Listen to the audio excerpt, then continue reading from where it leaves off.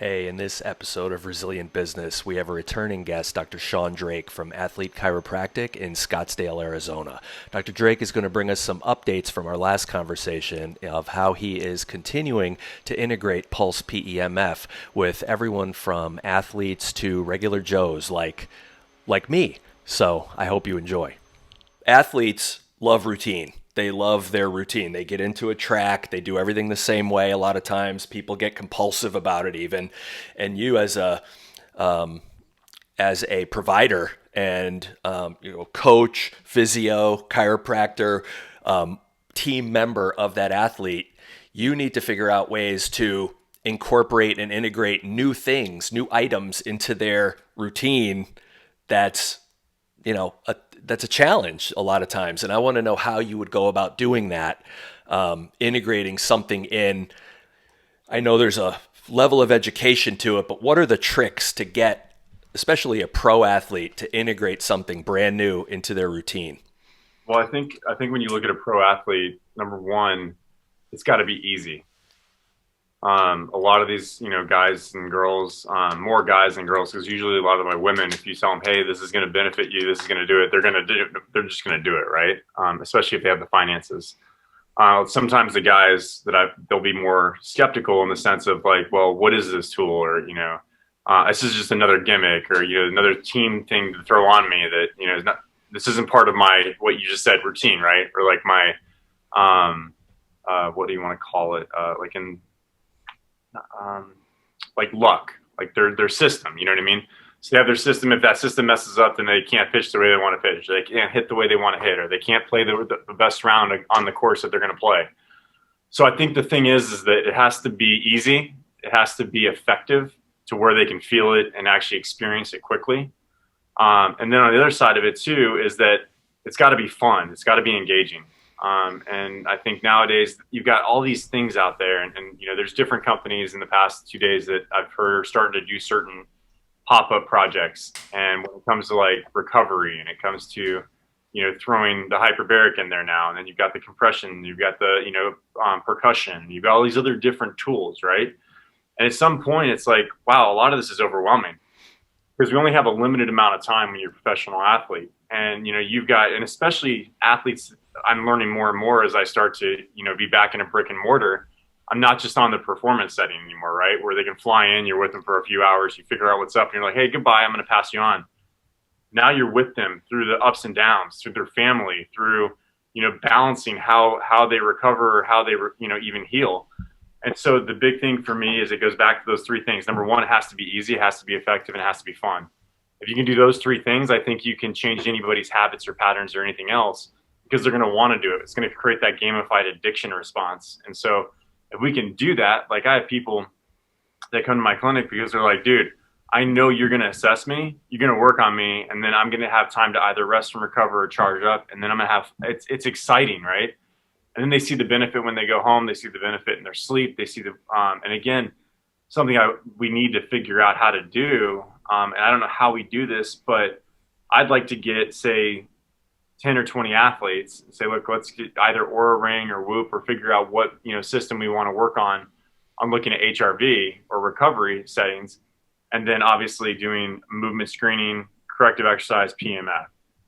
I think that would be good for pulse centers, because that can showcase, because what I see more than anything else between, and we're going to talk about this throughout the podcast today, but what happens when you add certain things together. And if you look at Upgrade Labs, that was originally Bulletproof Labs and Dave Asprey Bowles, he has a bunch of different tools to affect your nervous system to either, balance, homeostasis, to excite, or to bring down.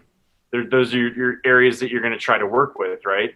And so when we look at biohacking, I think the thing is that we've got to make people realize your lifestyle outside of PMF, or your lifestyle outside of HBOT, or your lifestyle out of whatever tool you're using needs to also be a priority, because you can't expect the tool just to make you healthy or make you happy or make you perform.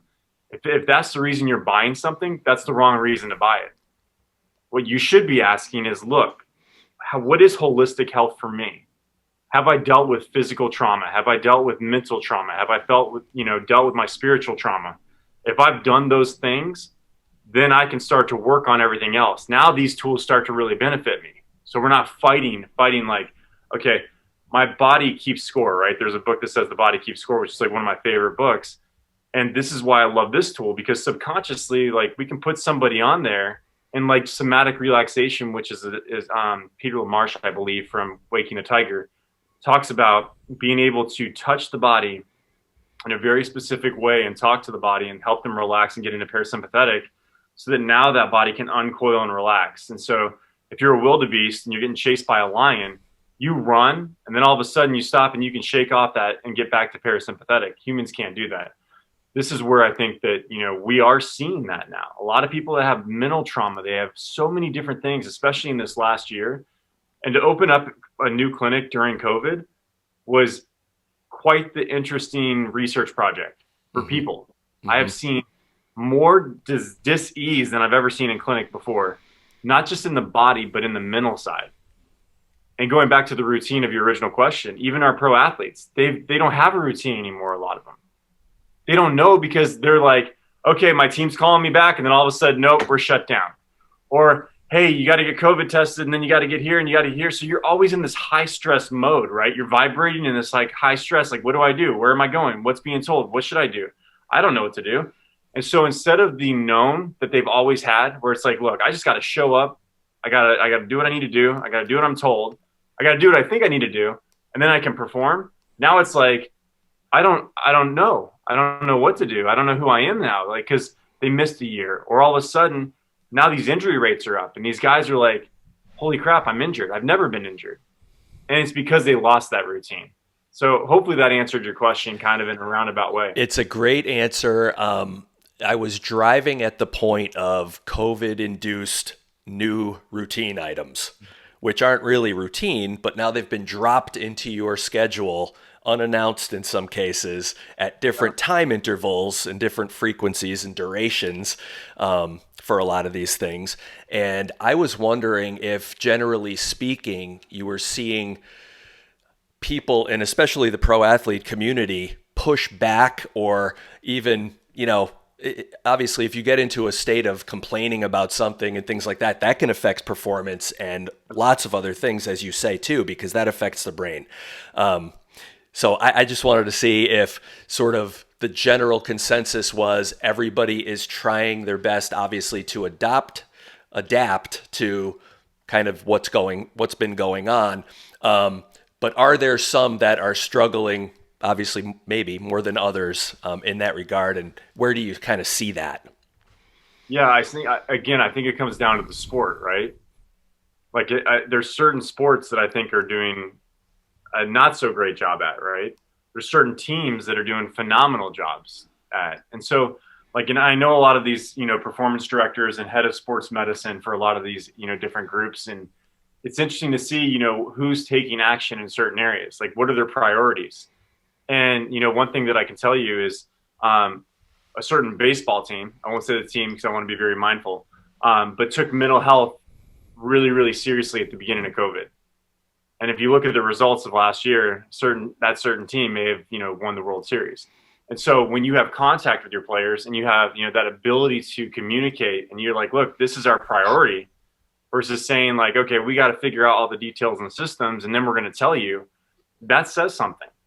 And I think whether it's a professional athlete or it's your patient or it's your client, that communication of saying, look, this is about you, not necessarily about what's going on, but this is about you. How can we help you? And if it's not necessarily that you're with us at the moment, what can we do while you're isolated? What can we do with what you have? And so I think that's a really, really big deal. And so from there, you create this safety, right? And if people feel safe, they're more willing to like listen. If they're willing to listen, they're willing to change, or they're willing. And people say that people don't change, but I think that there are factors that can help you move that needle a little bit, right? Mm-hmm. We're not going to help you navigate a complete turn, but I do think that if you can tell somebody, hey, I'm here for you. What do you need? Not do you want, but what do you need? What are your necessities to thrive or just live? And if people could just narrow down that question of like, hey, what do I need in life? They'd see that they don't need a lot. And they would see very quickly of how much other space they have to open up new opportunities or new routines or new systems. but we get so boggled down in what we want or what we like that we neglect this necessity point. Mm-hmm. So in pro sports, I think that, a lot of times and nowadays, I mean, we've gone to this like influencer Instagram world, right? To where we're constantly trying to, and I'm semi guilty of this, is that we're trying to put content out, or we're trying to, get followers, or we're trying to do whatever we're doing, but we forget that it's like, okay, well, what was I doing before? What made me get to where I'm at? And then beyond that, it's like, okay, cool. Let me get back to those basics. Mm-hmm. And then from there, like listening, looking at the new research, what's working, what's not. Because a lot of stuff that we were doing, we're realizing, okay, well, maybe there's a more efficient way to do it. And efficiency is the best thing for a pro athlete. If you look at the Olympics, I think one of the biggest things that kind of spoke out to me this year was how many people had injuries, number one, how many people that would have qualified a year and a half ago that didn't qualify due to periodization or due to some other situation because their routine got messed up, right? So, I mean, if you look at the Olympic medal system, it really wakes you up. If you look at like, who was at gold or who would have got gold and who got silver and who got bronze, who didn't medal, who didn't show up, who dropped out. Mm-hmm. And so I think that there would be a really, really awesome opportunity for looking at data from just the Olympics this year. And not only that, but how many, you look at the record in the 400 hurdles, right? And what you ask yourself is, people can argue, okay, yeah, it was the track, it was the shoes, it was this. I'm going to argue, dude, these guys had a chance to rest for the first time ever. They had a chance to heal for the first time ever. They had a chance to train at a very different rate and different setting than they'd ever done before. This isn't coincidence, right? So, and look at how many people healed that were professional athletes during COVID because they were told they just shut down. Mm-hmm. They were able to calm down. They were able to say, you know what? I don't need to push it as hard. And so hopefully we change this conversation of train to let's look at like a actual periodization system of rest, recover, heal, perform. Mm-hmm. I think we're starting to do that because we saw so many people not come back with major injuries. Yeah, that is really good. I appreciate all of that context. And just the more you're able to be resilient and rest and recover, it just feeds all into overall performance and wellness and just being in a better state of mind altogether. Coming back to a little bit what you said a few minutes ago, that people like to be safe. I think people also appreciate the transparency of sharing as much information as you have with them. So if you're the team, the coach or the organization talking to the players, talking to individual players even, you're letting them know that, we're not keeping anything from you guys. We're sharing everything that we know with you guys, and we want you to know we have your backs. This is could be a confusing time, but the way you guys are going to do the best is if we do the best job of being transparent with y'all. And I think the players, people in general, appreciate that. I do. I agree, and I think that this was hard for everybody because we've never really been in this situation, at least in my lifetime, right, to where the entire world shut down. Like this wasn't a world war, this wasn't anything else, but this is a world war in a way. Like this is a big global pandemic issue to where things are being shut down in multiple locations and things like that. So I think even from leadership standpoints, I think it would be a really interesting thing if you were like a data person to look at organizations, to look at who's in leadership, to look at their history of how they've handled things. And, I think we'd really see, how that barrier was broken down and how people use that to an advantage or a disadvantage and how that affected those teams and those players and those people. And then that trickles down to our population, right? Which we can go into another day on another podcast. Yeah. But I think going back to the initial question is we have to learn new routines even now than ever before. And things have changed in just our food. I mean, if you think about what people were eating during COVID, what they weren't eating, and you look at, nowadays the supply chains are being affected. Things are, and that's just in everything, right? So can you get your supplements, certain really, really high quality supplements from Whole Food, even some of the best, they ran out of inventory resources due to the fact of not having it because it was all bought up. So staying healthy right now, no longer is it is it a necessity? It's a luxury. And that's a hard thing because now it's like, okay, well, we're gonna take that health thing away from you, real health, and we're gonna tell you need to go this way. And we're gonna tell you what you need to do. And I'm like, okay, so that's gonna be interesting to see what happens. And if you look at like the water restrictions, I found out yesterday, like the farmers are the first ones being cut off Hmm. on certain areas. And like and holistic food and real food, not, genetically modified food and, not high sugar food and all these like, inside the aisle, death programs that go inside your body and just create inflammation and all these other issues. It's the outside. It's like, you walk around the supermarket and your food doesn't look healthy anymore. And so I think that's a big deal. Yeah, definitely. Even on the supplement side, you see certain supplements that have been shown to be very effective, and those are getting sort of suppressed and censored and canceled and trying to pull off the market in some cases. And it's just one of those things where if you look at enough of these sort of channels of information, you start to get an idea that some of the conversations are meant to go in a certain way and some aren't, and that's been frustrating, and that can frustrate all of us. And if it comes to a pro athlete or someone who makes a living off, the razor thin edge they have, both mentally and physically, even a little bit of confusion or angst or fear in any of those areas can certainly affect them big time. They say that if your driver is only is off of the target line by even 1 degree, your ball can be 30 yards to the right or left of your target. And so that's just a minute, effect, a minute cause, a big major effect.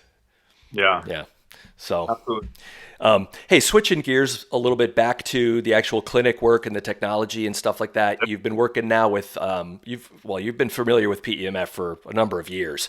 Yeah. You've been working with ours for a short time now, and I'm just wondering. I think you touched a little bit on maybe in our last conversation and even earlier today, sort of coupling technologies together. Is that something you've started to do yet? And have you seen anything Yeah. from that, or is that something you hope to do? No, I have. And I think the thing too is, when you have a clinic or you have a performance center or you have your home, right? Because I think that, one big thing that I want to push people to is to realize like this isn't going away of you not being able to travel or do things. So what can you do to make your home your sanctuary, right? Or your performance center for yourself? And this is something that you and I will talk about later on another podcast.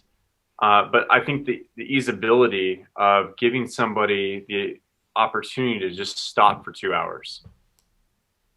Think about that. Like, when's the last time you've stopped and just said, you know what? I'm just going to stop. This is why upper cervical chiropractors, I think, sometimes get some of the best care, especially with like whiplash or concussion and things like that, is because they may do an adjustment on the neck, but their protocol is to rest them afterwards. And so it puts them into that parasympathetic rest state so that they actually sit there and they unwind or they tone out or whatever you want to call it, right? When you start coupling, and again, it has to be the right therapies, because let's say we put somebody on a 7.0 at 70%, and that's going to, calm them down. And then all of a sudden, I'm going to go put them on a jarring, like vibration machine right afterwards, has the opposite effect of what I'm trying to accomplish, right? Mm-hmm. So is it the morning? Is it the evening? What is their goals? Again, it's coming down to what they want to do, not what I want them to do. Like we should have as a practitioner, you should never have a style of how you're going to treat your patient. Every patient should be different on what you're trying to accomplish with them. And that's why I like the versatility of the pro is that I can bring it down to like 1.0. I can bring it all the way up to 8. I can start to play with frequencies. I can do time, areas. And then from there, I can put them in hyperbaric. So now I've charged their cell. So now their cell's more apt to want to grab that oxygen and that, and if I'm looking at, oxygen supplementation, now it's really going to work. So we can take them to 1, ATA, or we can take them to 2, a higher recover the next day. Like I've got people, I had a patient in last week. He's been dealing with tinnitus, Meniere's, tremors for probably the last 2.5 years. He's been to Mayo. He's been to everybody around the world. And then all of a sudden he comes in here because of an article that was written about us. And I'm like, I got to be honest with you. I'm not trying to say that I'm not going to devalidate what you're going through, but I don't think you've been properly assessed. Like, you've been getting adjusted and you've been getting all these things. I'm like, let's make sure that that's really what it is. Let's make sure that it's not something else. And so by, and what's crazy is, we went 11 visits without me even adjusting him. We did soft tissue, we did some tonal stuff, we did breathing, we did PEMF. And then this past week, I introduced hyperbaric because I don't want to overload the system. And so we did PEMF and put him in hyperbaric. I got a text from him yesterday being like, that was the best sleep he's ever had. Tinnitus is gone, tremors were gone. So you start to think about how the nervous system works. It's like, you have Dr. R.S. Apaya. I don't know if you've heard of him. He's one of my mentors. We were going to partner down in Orlando, but he's got the functional sports medicine masterclass, and I'm learning from him more of my functional medicine at the moment. And in our class this week, one thing he said is that, your air, your soil are two of your big things that we need to live, right? Well, they poisoned our soil. So now we poison that, right? And then our water, they poisoned our water. They put fluoride in our water. And then all of a sudden you look at the air. What was the last thing that they had to do? So those three things together, if we're really looking at what the body needs to thrive, or anything in the world that's alive, whether it's a plant or a human being, PEMF's a big part of it, right? Energy.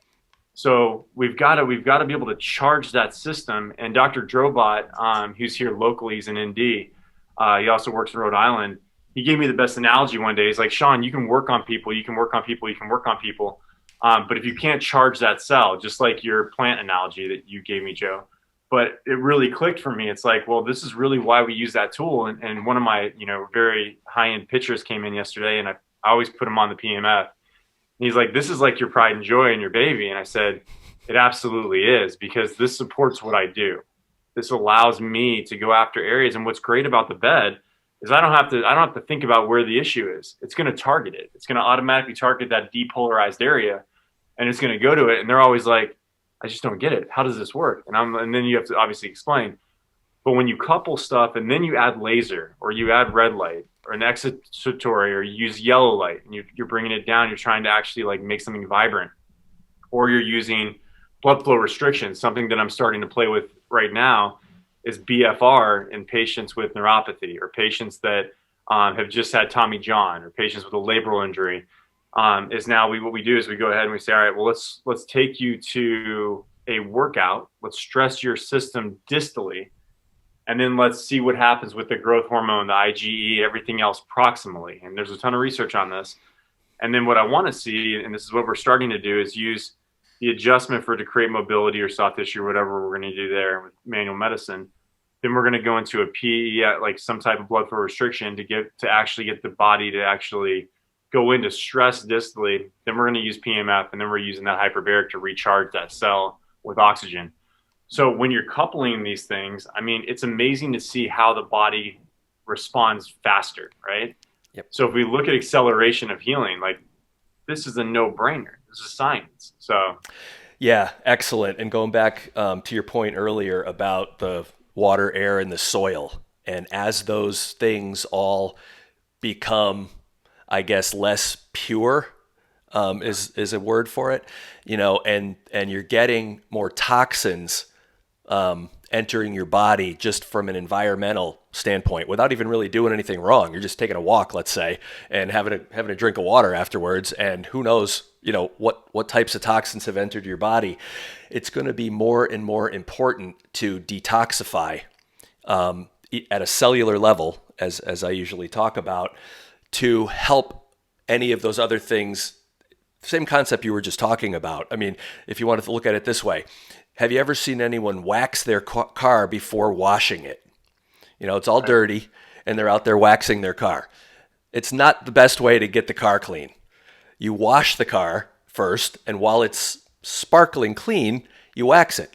That's the best way to get the car clean. So think about it the same way. You could be doing, to your point earlier, all of these different therapies, and whether it's nutrition or chiropractic or acupuncture or using any of the technologies. But if you don't have a clean slate to work with first, in this case, from a toxic standpoint at the cellular level, you don't stand as good of a chance. So that's Yeah. kind of how I like to think about it. And oxidative stress is a real thing that we can see in blood work. I mean, the more and more that I dive into the blood of the body, the more and more it dictates what we're going to do. Excellent. Because it's fight. I mean, you're in this constant fight.